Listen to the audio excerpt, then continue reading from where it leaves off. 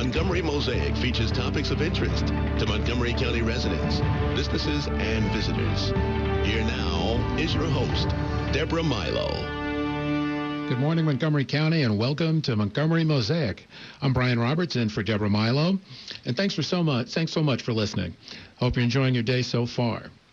We've got a great show for you today. We're going to talk about the vast amount of data Montgomery County government makes available to county residents and how you can use that data yourself. I'd like to welcome Victoria Lewis, manager of Data Montgomery, the county's open data program. Let me tell you a little bit about Victoria. She's got over 17 years of experience in information technology project management, overseeing the execution and operation of a multi-year countywide open data implementation plan. Victoria advocates policing transparency as a member of the White House Police Data Initiative and financial transparency by managing a team that created data presentation standards used by over 200 governments nationwide. That means she's an expert, folks. Good morning, Victoria. How are you doing? I'm fine, Brian. Great. So you ready to get started? Yeah. So we hear a lot about buzzwords, open data and big data. What do they mean? And what do they have to do with the Data Montgomery initiative? Well, to put this in perspective, Montgomery County government is collecting data every day. Every time a permit's issued, a crime incident occurs, or when a restaurant is inspected. And much of this data is considered public information. A few years back in 2012, Montgomery County passed a law that requires this public data to be made freely available to the public in an open format. And we did this to engage with residents and be more transparent. This concept of opening data means that anyone in the public can have full access to the data and can search, download, chart trends, create maps, and hopefully be able to get answers to their individual questions. Today we have over 200 data sets available for public use on our site, which is called Data Montgomery. Okay. So where does all this data come from? This data comes all across the county. The Open Data Act requires us to publish all public data from our executive branch so it could span any of our departments. So there are like 40 different departments. Give me some examples of the data that's available and how people use it. So the types of data that we have kind of spans, as I mentioned, across the county. And popular ones that we see would be things like open residential permits where people can see building in their neighborhoods. They can access mobile apps that will tell them the number of spaces left in county garages. And we have hundreds of neighborhood crime maps that have been created using our crime incident data, which is updated daily. We also have, coincidentally with this week, our leaf collection schedule, which will give you the latest information on when your leaves will be picked up. So instead of relying on those signs that you see on the telephone poles of your neighborhood, you can go and check the data yourself to get the latest information. Wow. And I suspect we'll see even more traffic on this one because of the rain this week. Absolutely. Well, and so how do we know this data is up to date and accurate? Well, we work with departments and the people who produce this data to keep it updated as often as needed to keep it relevant and useful to the public. The frequency really ranges from an annual update for our operating budget to weekly housing code violations to even near real-time updates of our parking space availability in county garages, because you have to know when to park, right? So the data is updated as needed, as frequently as it's needed. You wouldn't need to know the budget information. It wouldn't change over a year, but some other data would change more frequently. So that makes sense. So I wanted also to know, how do we know it's safe? How do we know this data is safe? We hear periodically about companies like Equifax, Target, whatever, their data is breached. What's going on? How do we keep the data safe? We actually have invested a lot of time and effort, both within Montgomery County with the vendor that we use for the site to ensure security on the site. And we have protections in place to ensure that it's just Montgomery County that can publish and update the data. And the only access that other users would have would be to be able to use it. So people can create whether maps and charts and download the data however they want, but they can be rest assured that the data that's showing that they access is government maintained. Okay, fantastic. Well, hello again, and thank you for listening to Montgomery Mosaic on Talk Radio 1450 WOL. I'm Brian Robertson for Deborah Milo, and today I'm talking to Victoria Lewis, manager of Data Montgomery, Montgomery County's Open Data Program. Let's continue the conversation. So, Victoria, what kind of data is asked for most? You've talked about a lot of what's available. What are people looking for when they come to the Data Montgomery site? A lot of what you'll see is that the main uses seem to be geared towards community needs and resident services. So although we have data that can really answer to common questions that, resident advocacies would be asking for, or journalists, or even researchers across the country, a lot of our data is really focused on helping our communities to help them know where they can access resident services, what's going on in their neighborhood, and what we're doing within government. So examples, as I mentioned, would be knowing about crime in your neighborhood, when resident services are happening, building in your neighborhood, and different inspections of violations that we have. One of the most popular data sets we have is food inspections, which shows all of the food establishments that are inspected in Montgomery County. And you might think that's just restaurants, but it's not just restaurants. It also can be your neighborhood supermarket, nursing homes, or even school cafeterias. So that's a really popular data set where people can go and look to see the latest health of somewhere they want to go, or to ensure that where they're going is safe. So they're looking to. So what do they actually see? Do they see ratings? Do they see audits? What do they actually see? So you would see multiple inspections for each type of food establishment. So if you want to look for a certain type of restaurant, or if you want to look for a nursing home that perhaps you're thinking of going to, you can see what the latest inspections were for the last 24 months and what the results are. And if something failed that was major, then you can see what failed. Wow. Okay. And do people get an opportunity to give feedback about how well they were able to use this data? We do have an open channel of communication with the public where we get requests every week. Sometimes it's for new data, but sometimes it's to add more detail to already published data. Right. On our website, there's an option called Suggest a Data Set. If a request is submitted, we send these suggestions to the data owners and see if it's something we can publish.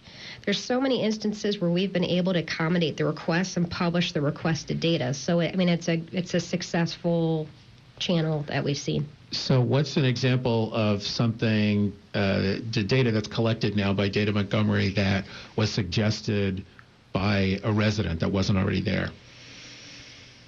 I can't think of a new one offhand, but okay. I can think of ways that residents have really provided great feedback to augment what we already had. Because really, when we're publishing data, we're looking at it from a government eye of what we can publish. Right.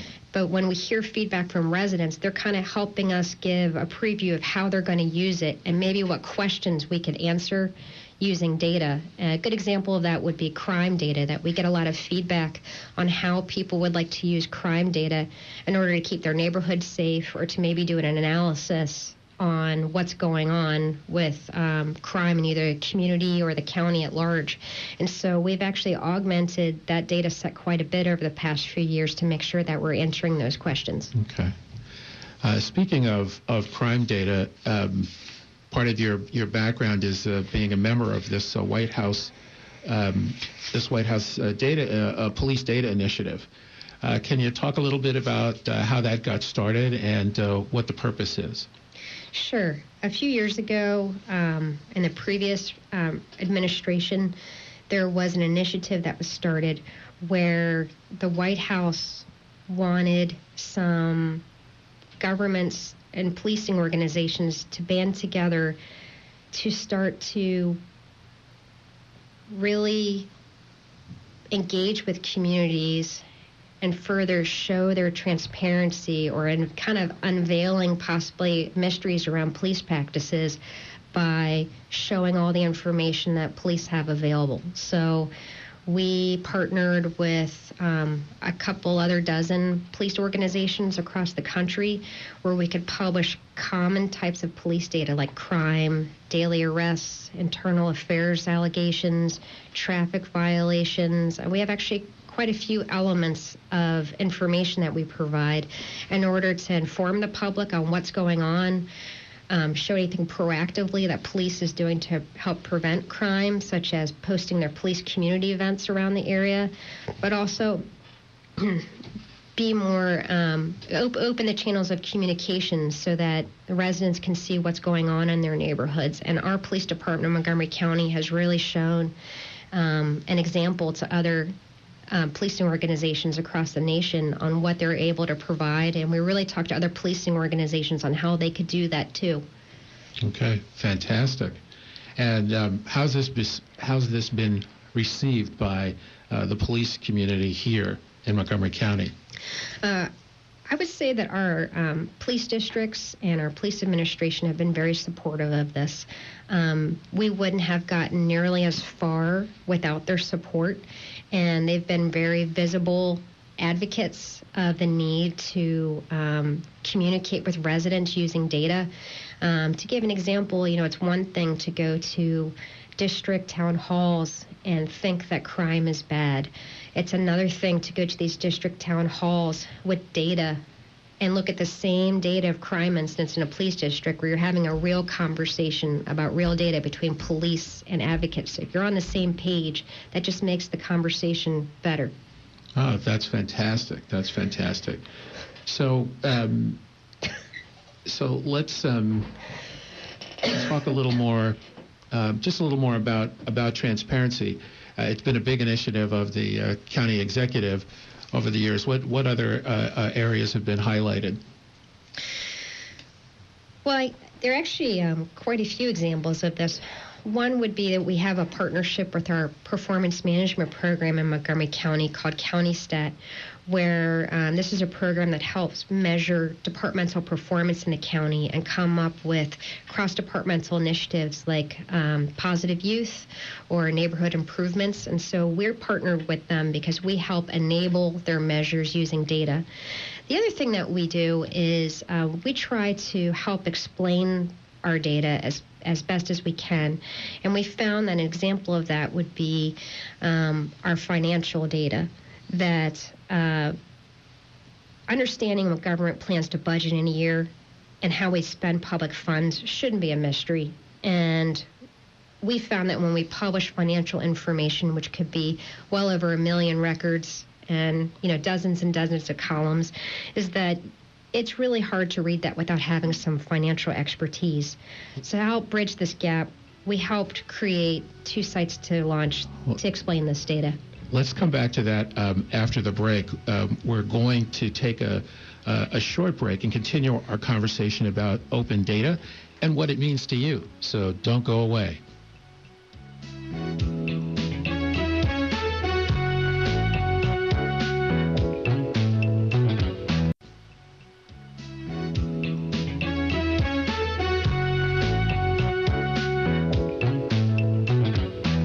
Washington, D.C.'s News Talk, 1450 AM WOL and 95.9 FM. Good morning. This WOL traffic and weather update brought to you by Unbound.org.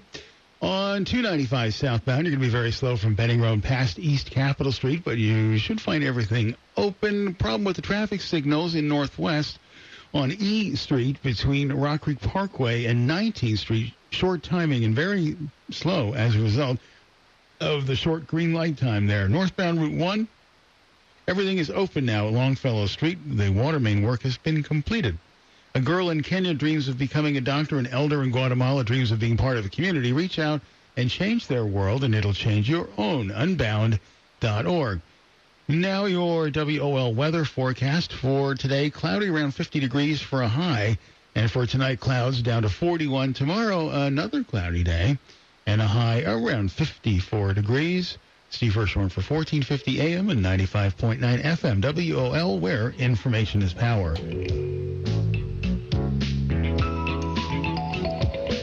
All right. This is, welcome back to Montgomery Mosaic on Talk Radio 1450 WOL. I'm Brian Roberts, in for Deborah Milo. And today I have the honor of talking to Victoria Lewis, Data Montgomery Manager. Data Montgomery is Montgomery County's open data program. And we're talking about what all that big data means to you. So, Victoria, just before the break, you were talking about more complex data, like financial information and budget information. And so tell us more about that. Thanks, Brian. So as I mentioned, we try to publish data to make it as open as possible. And sometimes, even though we try our best to explain the data, sometimes you need that extra lift to help explain things that might be more complex, like financial data. And what I was talking about earlier was that in order to be able to understand how we budget for a year or how we spend public funds, we structured this data to kind of help you get those answers without being financial experts. So we launched 2 sites called Budget Montgomery and Spending Montgomery, which are both available through our site Data Montgomery.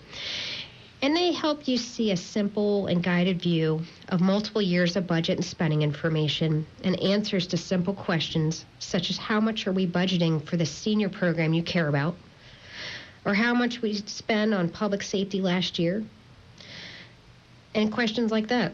And by navigating the site, you can find out what we're going to invest in this year, how it's funded, and who we do business with. So that's our way of trying to expand the access to this financial data for people who care about our communities and what we're investing in without having to be financial experts. Okay, fantastic. Now, speaking of that, there's, so many different county departments and so much data that's available. How else do you help residents, navigate all of this information to find what they're looking for? It seems like it could be awfully challenging. Well, there are some basic things that we find that residents can do on our site without really needing a specific training. Like they could search for specific keywords within data sets, like a 311 case number. They can filter information, such as finding out which nursing homes in Rockville have had their food establishments inspected. They can chart information, such as determining which cable provider receives the most resident complaints. My favorite use is of the creation of neighborhood maps. Whether you want to compare your property taxes, raise awareness of crime on your block, or just find out what bus stops are close to you, you can create maps on Data Montgomery. That's very popular. And if you do need some more guidance, we do have short videos that are available on the site to show you how to do a lot of these basic things. And in addition to that, we've been working on an online resident guide, which should be launched sometime next year.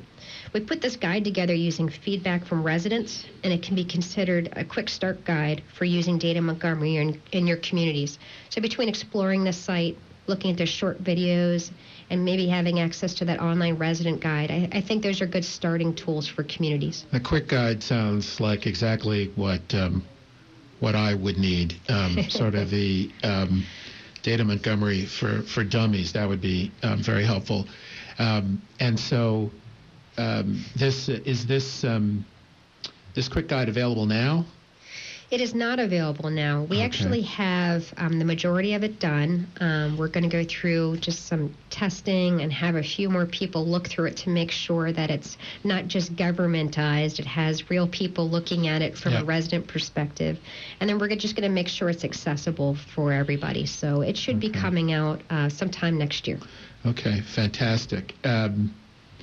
So now, what I understand there's an artificial intelligence initiative, which, makes me think of the Jetsons, frankly, like it's real space age stuff. How does this, tell me about that initiative and how it's actually going to benefit residents. Very sci-fi, huh? If I had Rosie from the Jetsons cleaning my house, that would be nice. Well, it sounds really far-fetched, but it really isn't. If you've used a smartphone in the past, few years, you already are experiencing artificial intelligence. Okay. So, just imagine residents being able to quickly find out what resources are available at their local library, what crime occurred near their home, when their leaves are getting collected, or how they can do business with the county. Just using artificial devices in the home, which is whether that's your phone, an Amazon Echo that might be sitting on your table, or a Google Assistant. So what we're doing is we're exploring how the county can provide access to services and information using devices like this that they're comfortable with, and use the open data that we work so hard to publish to give you that information. And the hope is that we can determine ways to help residents with their daily lives through approaches like this. So rather than making you come to Data Montgomery, we can come to you. So I can ask, I don't know, I don't have one of these, but I could ask Alexa, or maybe I could ask my phone, how many parking spaces are available on the fourth floor of the Wayne Avenue garage. Could I do that? Would it talk to me? You could do that. You could even get updates. Let's say maybe we would remind you that it's a holiday week and your trash collection date has been pushed forward.